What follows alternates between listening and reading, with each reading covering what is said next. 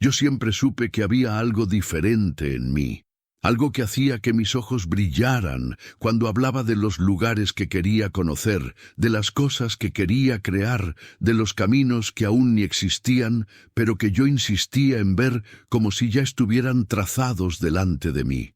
Pero fue en una tarde sofocante en Ciudad de México, sentados a la mesa de la casa de mi madre en Coyoacán, cuando mi hermana, Lucía, me miró directamente con esa sonrisa medio burlona y soltó la frase que se pegó a mi piel como tinta permanente. «Eres un soñador, hermano, de esos que nunca van a ningún lado». Aquello dolió. No porque ella lo dijera, sino porque venía justamente de quien más deseaba apoyo. Lucía siempre había sido la pragmática, la organizada, la hija que mi madre usaba como referencia cuando quería recordarme que yo debía tener un plan real, como le gustaba decir. Yo, en cambio, era el de las ideas absurdas, el que empezaba 3 proyectos y no terminaba ninguno, el que creía que la vida podía ser distinta de la rutina ajustada y previsible que parecía consumir a todos a nuestro alrededor. Pero aquella tarde algo cambió. Tal vez fue el calor que parecía derretirlo todo, incluso las certezas. Tal vez fue la forma en que me miró, como si estuviera cansada de verme intentar. O tal vez fue simplemente el momento en que finalmente entendí que nadie iba a creer por mí. Era yo o nada. Recuerdo haber caminado por las calles coloridas de Coyoacán justo después de la discusión, sintiendo el olor de las tortillas recién hechas, oyendo a los vendedores llamar a los clientes en la plaza central, esa mezcla de ruido, vida y movimiento que siempre me hacía sentir que el mundo era más grande que las paredes de la casa donde crecí. Y mientras mis pasos resonaban en el camino de piedras, me di cuenta de que estaba cansado de esperar permiso para existir.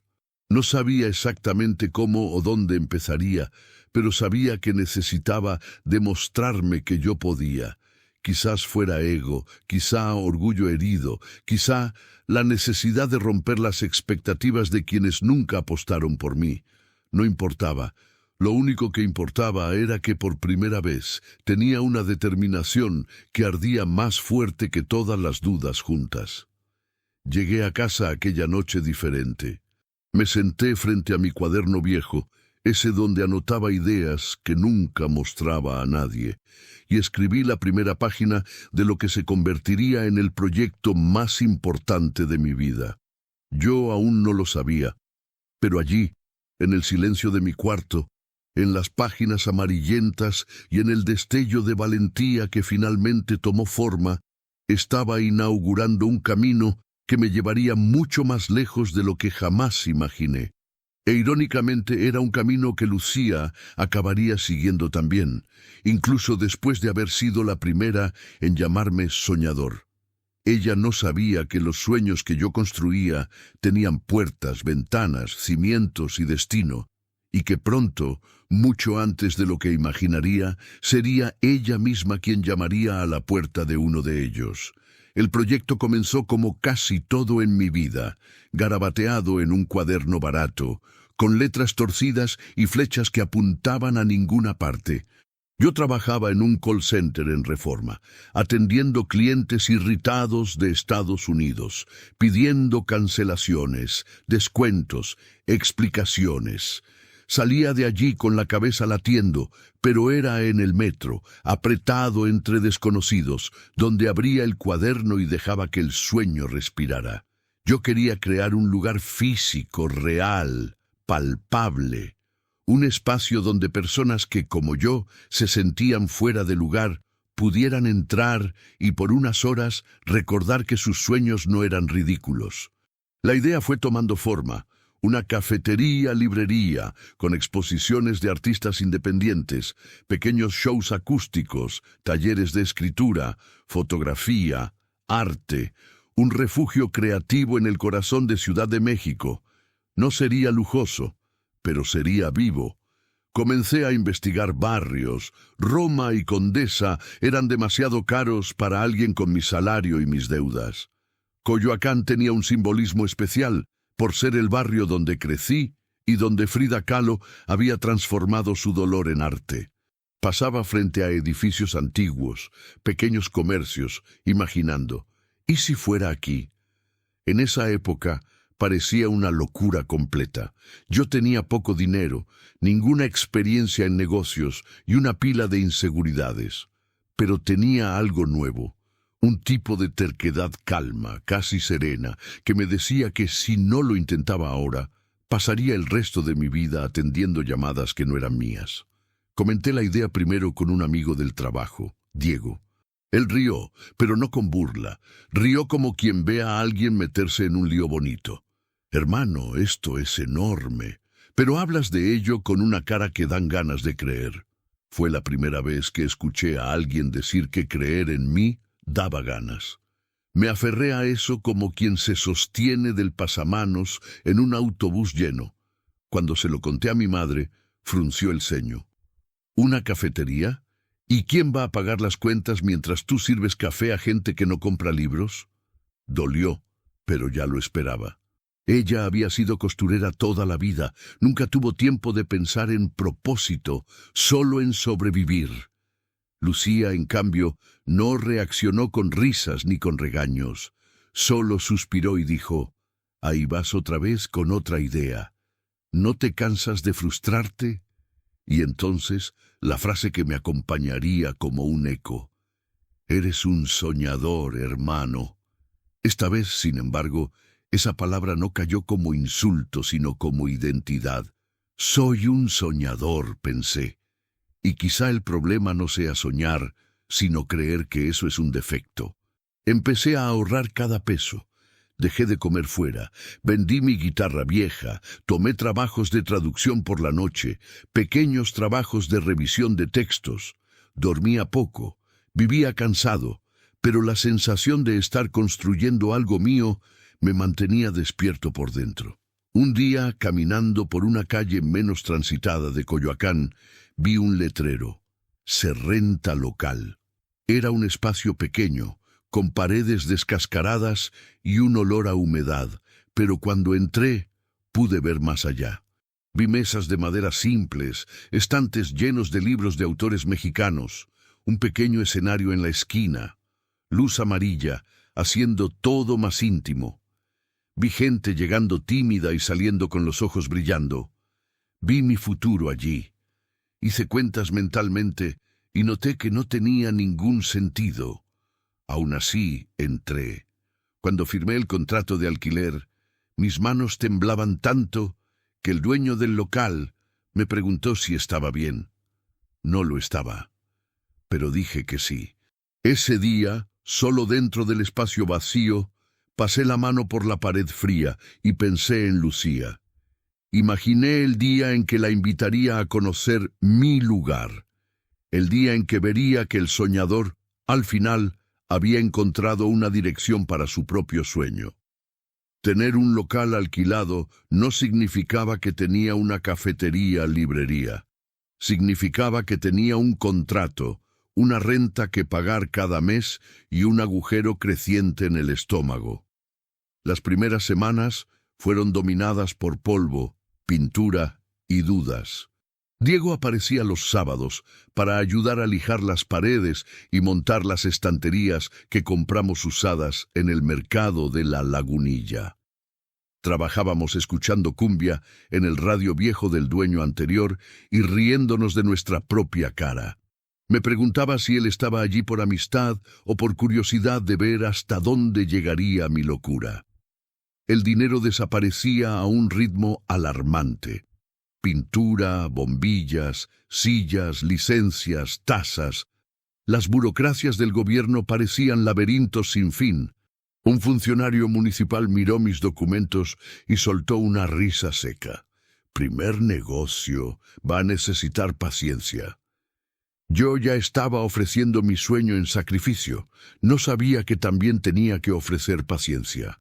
Por la noche volvía a casa tan exhausto que apenas podía hablar. Mi madre observaba mis ojeras, pero no decía nada. Quizá temía que cualquier frase suya fuera el empujón final para que yo desistiera.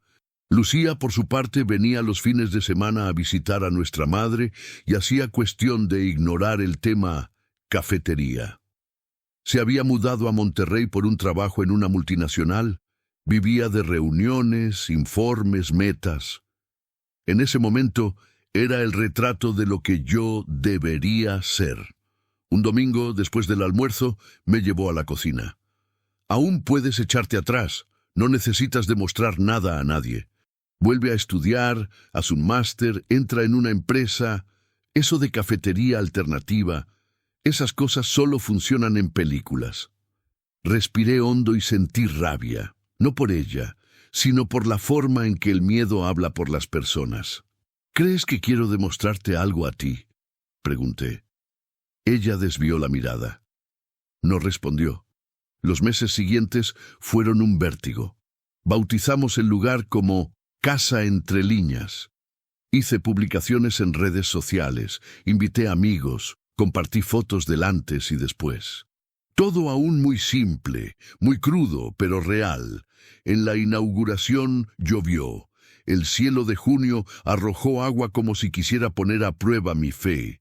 Por un momento pensé que nadie vendría. Caminaba de un lado a otro, arreglando una mesa que ya estaba arreglada, limpiando por tercera vez una taza vacía. Entonces, poco a poco, comenzaron a llegar. Un amigo del call center, un vecino antiguo, la chica de la papelería de la esquina, una pareja que vio el letrero en la calle. No se llenó, no fue un éxito estruendoso, pero hubo algo allí que me atrapó. Las conversaciones. Gente preguntando por talleres, gente abriendo cuadernos, leyendo poemas, tímidos pero presentes. Al final de la noche me senté en el suelo, entre mesas vacías, y lloré de agotamiento, pero también de gratitud. Solo que la realidad no perdona. En las semanas siguientes el movimiento era irregular, algunos días casi llenos, otros completamente vacíos. Miraba la caja y sentía el pecho apretarse. Para empeorar las cosas, el call center recortó las horas extra. Mi salario disminuyó. Comencé a atrasar cuentas, a hacer malabares con plazos. Cada mensaje de cobro aumentaba mi ansiedad. Una noche, ya cerca de cerrar, me senté en la barra con la cabeza entre las manos, pensando seriamente en renunciar. En ese momento sonó la campanilla de la puerta.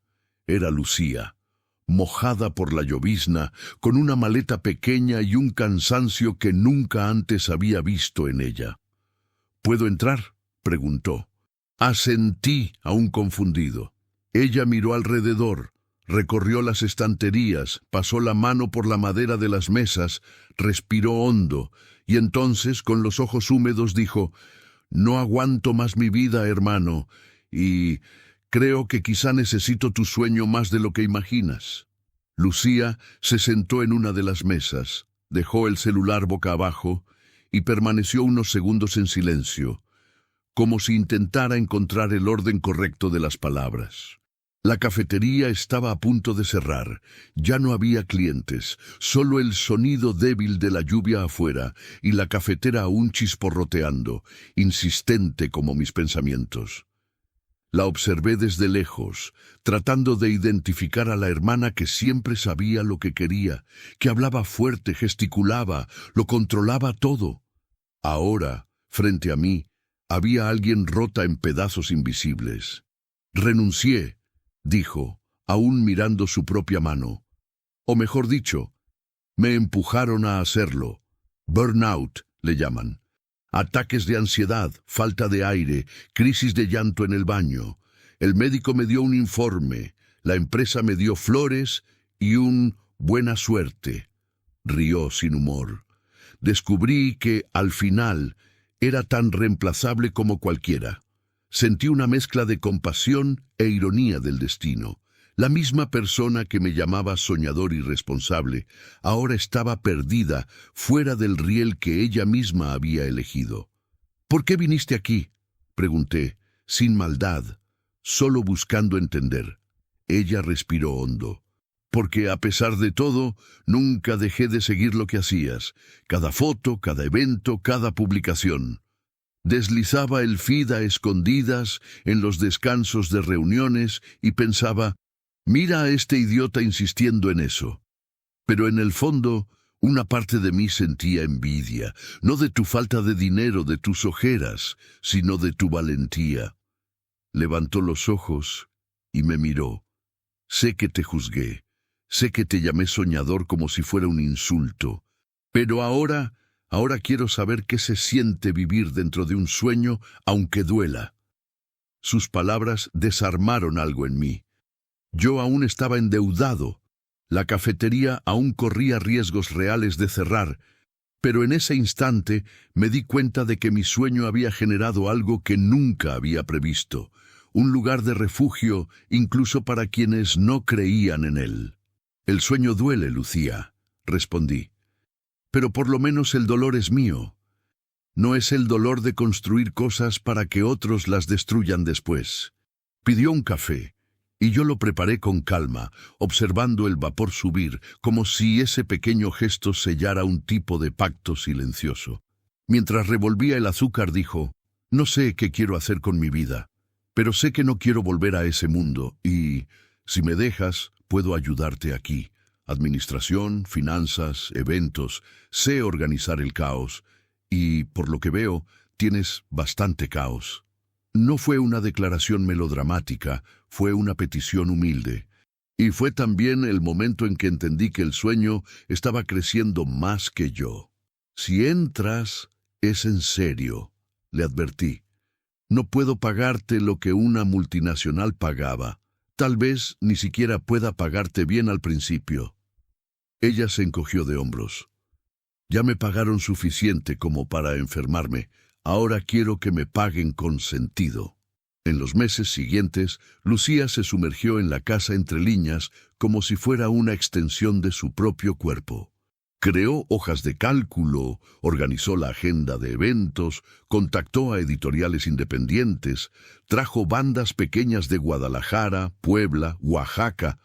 Usó su experiencia corporativa para vender nuestro concepto a marcas que querían apoyar la cultura local. De repente, teníamos noches de micrófono abierto llenas, clubes de lectura, talleres de escritura para mujeres, tardes de recitales con poetas de toda la ciudad. Un día, un influenciador literario famoso en México apareció, recomendó la casa entre líneas en redes sociales y en pocas semanas, nuestra pequeña cafetería-librería se volvió un punto obligatorio para quienes buscaban arte y calidez en Coyoacán. Veía a Lucía atendiendo proveedores, conversando con clientes, sonriendo de verdad, por primera vez en años. Y fue allí, mientras la veía hablar apasionadamente sobre nuestro espacio, que entendí. Mi hermana no solo había entrado en mi sueño, estaba ayudando a expandirlo. Fue una noche de otoño, cuando el aire empezaba a volverse más frío en Ciudad de México y las calles de Coyoacán olían a café y elote asado, que todo se alineó dentro de mí. Acabábamos de cerrar una noche de micrófono abierto. Jóvenes poetas de distintos barrios habían leído sus textos, algunos temblando, otros llorando, todos saliendo más ligeros. La casa entre líneas estaba llena de rastros de gente. Tazas usadas, servilletas garabateadas, sillas fuera de lugar. Me encantaba ver el caos después de la vida. Era prueba de que el sueño estaba vivo. Lucía estaba sentada en la barra, contando la caja con una sonrisa satisfecha. ¿Sabes cuántos eventos tenemos programados para el próximo mes?, dijo orgullosa. Más de 20, talleres, lanzamientos, pequeños shows. Estamos casi necesitando contratar gente. Me recosté en la pared, cansado pero feliz. ¿Te acuerdas cuando dijiste que esto era cosa de película? La provoqué. Ella dejó de contar por un instante, me miró y rió. Me acuerdo, y tú sigues siendo ridículamente terco, hermano. Terminó las cuentas, cerró el portátil y por algunos segundos se quedó simplemente observando el salón. Las luces amarillentas, los cuadros de artistas locales, las estanterías llenas de libros de autores mexicanos. los carteles de eventos pegados en la pared. Había orgullo en sus ojos, pero también algo más profundo, casi melancólico. ¿Puedo decirte algo?, preguntó. Asentí. Yo vivo de tu sueño, dijo, con un tono simple, sin dramatismo. Cuando te llamé soñador, en aquel almuerzo en Coyoacán, hablaba desde un lugar de miedo. Me aterraba la idea de depender de algo incierto. Hoy me doy cuenta de que la vida segura que elegí no tenía nada de segura. Me enfermó, me vació. Y fue tu sueño, el mismo que ridiculicé, el que me devolvió ganas de levantarme de la cama cada día. Sus palabras me golpearon fuerte, como si alguien hubiera abierto todas las ventanas dentro de mí. Siempre imaginé que, si llegaba ese día, tendría ganas de decir, te lo dije, restregarlo, vengar el orgullo herido. Pero nada de eso surgió. En cambio, sentí una gratitud profunda por haber llegado hasta allí juntos. Ya no es mi sueño, Lucía, respondí. Es nuestro. Te metiste tan a fondo en él que, si te vas, pierde una parte importante. Ella vino hacia mí, me abrazó fuerte, y allí, en medio de una cafetería medio desordenada, con olor a espresso y papel, entendí que lo que había construido no era solo un negocio. Era un espacio donde las personas podían reaprender a creer en sí mismas. Y mi hermana era una de ellas. Más tarde, cerrando las puertas, se giró y, riendo, dijo: si alguien me preguntara hoy qué hago en la vida, diría: vivo de un sueño. El sueño de mi hermano, que también se volvió mío. Sonreí, apagué la última luz y por primera vez no tuve miedo del mañana, porque, independientemente de los números, de los meses buenos o malos, sabía que había valido la pena no desistir cuando me llamaron soñador. Y ahora pienso en ti, que estás leyendo esto. Quizás alguien también se haya reído de tus planes, te haya llamado iluso, soñador, alguien con la cabeza en las nubes. Quizás incluso tú mismo hayas empezado a creer eso. Pero déjame decirte algo, de alguien que casi se rindió. El mundo lo construyen, todos los días, los que se atreven a imaginar algo diferente. No esperes a que alguien te dé permiso. No esperes a que todos crean primero. Da tu primer paso, aunque sea pequeño. Aunque sea garabateando en un cuaderno viejo, ahorrando de a poco, aprendiendo en el camino. Si mi hermana un día me llamó soñador y hoy vive del sueño que construí, quién sabe si, en el futuro, sean las mismas personas que dudan de ti quienes encuentren refugio dentro de aquello que decidiste crear. Ahora es tu turno. ¿Cuál es el sueño que estás posponiendo? Escríbelo, empieza, dale forma. Lo demás lo construyes caminando.